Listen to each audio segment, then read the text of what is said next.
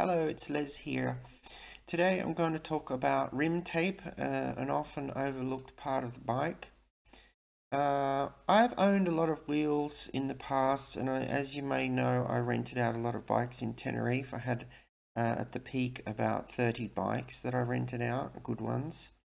And so maintenance was key. And I have tried all types of rim tape, and often wheels come with their own rim tape. But what I ended up doing was as soon as I get a wheel set, I would change out the rim tape because often it comes with plastic rim tape. Whatever you buy, they come with plastic rim tape. So I'm using this stuff now, Velox rim tape on all my bikes. It's one of the things I like about it is it's very soft. It's not hard like plastic, so it doesn't wear into your inner tubes. And it's cotton, so if it does wear out, I've never had one wear out, but if it does, you can always compost it or burn it. It's not like plastic. So, for example, here's another rim tape in my quest for lightness. I tried Rox rim tape, which is a lightweight thing. Now, I have this, and it's very lightweight stuff, but it's not very durable.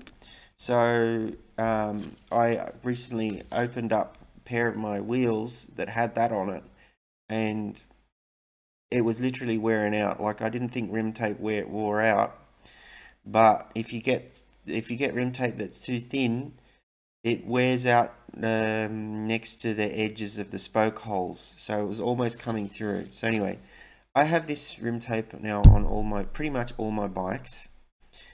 I may talk about that in another video. I do have a couple of wheels that I'm using my own silk rim tape on my lightest wheels now. But for everything else, I use this stuff, and I can give you two tips when you get this rim tape. One is make sure you get the right width, and don't just measure where's my vernier calipers?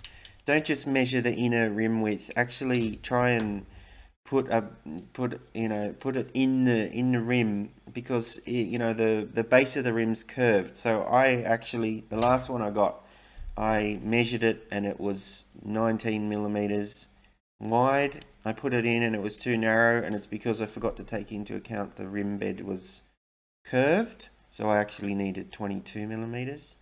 So that's one thing. Make sure it's wide enough to go to the edges. If it's not wide enough, if you get a tape that's too narrow, it can move around. So that brings me, and it can move around from side to side. That brings me to the second thing, is make sure when you install your rim tape that you clean the rim, because they can get greasy and oily when you're doing a spoke. When you're building a wheel, sometimes you can get oil onto the rims, or they're greasy, or fingerprints or whatever.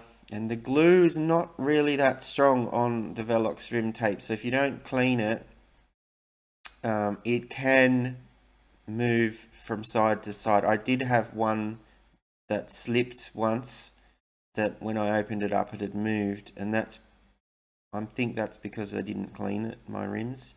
I just clean them with methylated spirits and make sure make sure the rims are clean.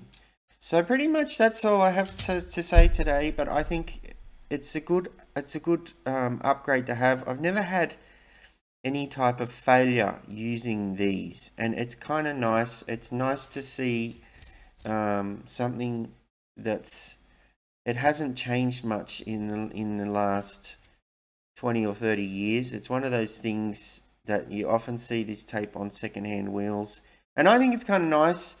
I'm not really liking the new logo though. If you notice, the logo's changed. The Velox, it doesn't. Let me just try and. The word Velox has kind of changed a bit. It doesn't look. I like the old logo a bit better, but Anyway, so that's my recommendation for today, Velox rim tape. Thank you for watching.